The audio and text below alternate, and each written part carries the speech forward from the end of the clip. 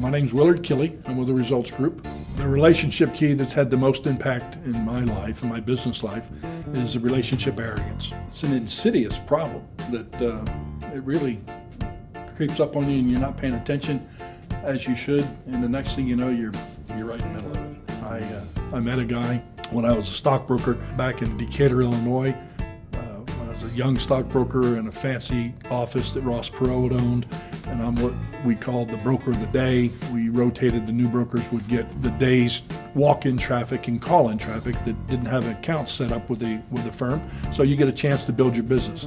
So I get a phone call from the receptionist saying there's somebody up front that wants to see you as the broker of the day. I'm going, okay, I'll be right up. And I'm thinking on the way up, why do we hear the ha ha ha?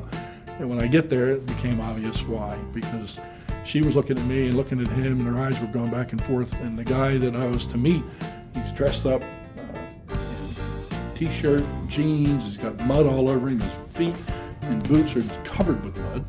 They weren't dripping, but it was like, ooh, I don't know if I want that to come walking through this finally appointed office with mahogany desks and plush carpets. But that's what we did. We walked back to my office. We started a conversation about why this guy had stopped in, and he wanted to buy some Quaker State oil. So I said, how much do you want to buy? And he said, $40,000. And I said, how are you going to pay for this? He said, well, cash. I said, cash? Wow. I said, okay, well, when do you want to pay?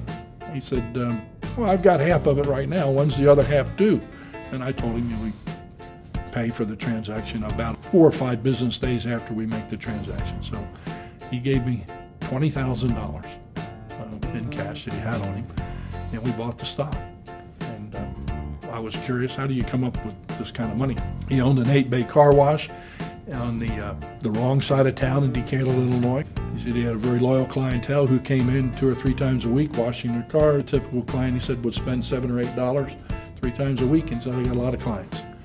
So it opened my eyes. I had the impression that I should be on the other side of town looking for corporate executive types, but this individual that I developed that relationship with turned out to be just a wonderful client. He came in about every other week and spent somewhere between $8,000 to $10,000. So it's impacted my life going forward. I view everybody that I deal with now and run into now as people on the journey of life with all of us.